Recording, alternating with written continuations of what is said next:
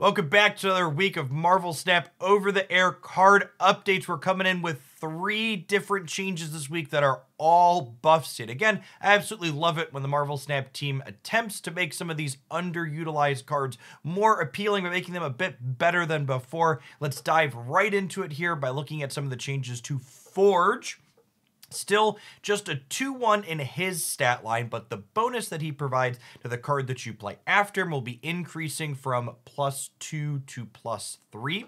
While this looks like a fairly minimal change at the baseline, it's important to remember that all of the best cards in Marvel Snap for you to be increasing with Forge, typically speaking, will be increasing his buff themselves even further. Brood, for example, instead of being a 3-4 after you Forge, will now be a 3-5, getting you additional stats with the Broodlings.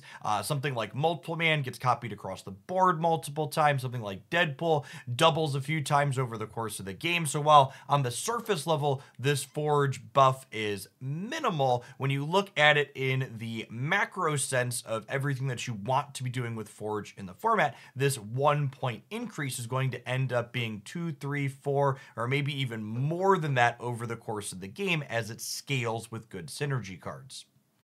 Up next, we have another OT update to Shauna, which is the second time she's had her card text updated, being moved from a 4 cost down to a 3 cost, and her stat line going from 4 down to 2.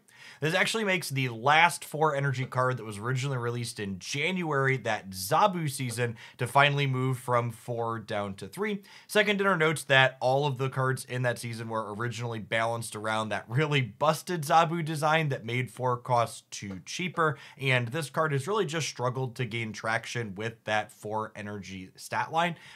One thing that is notable about this change is that, at least in my personal experience, Shauna has always felt best as a card played out on the final turn of the game, and making her a 3 energy card that plays out on that final turn of the game means you can sequence her with other additional things as well. If you combo her with something like Sarah, she's just a 2 energy play that helps you fill up the board.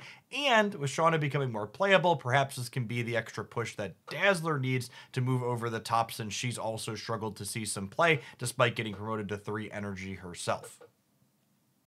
The final card in this week's over-the-air updates is Crystal, going from a 4-4 to a 3-3, while each player is still drawing a card from her on-reveal effect. Second Dinner notes that Crystal's been one of the weakest cards in the game since the game released, and that's kind of that way for a reason. In a game like Marvel Snap, where decks are only 12 cards, any effects that are letting you potentially see more cards out of your deck can be pretty dangerous, because they can get you into a point of hyper consistency if too many of these types of effects become playable. That being said, they're giving Crystal another bit of a nudge here to see, can they make her, not one of the worst performing cards in the game. It's noteworthy that at 3 energy, this obviously becomes a potential Silver Surfer card. The question on whether or not her inclusion will be good and fair is it worth giving up a tech slot, something like Shadow King or Cosmo, to give yourself a little bit more consistency when it comes to drawing your card that pumps your board, Silver Surfer?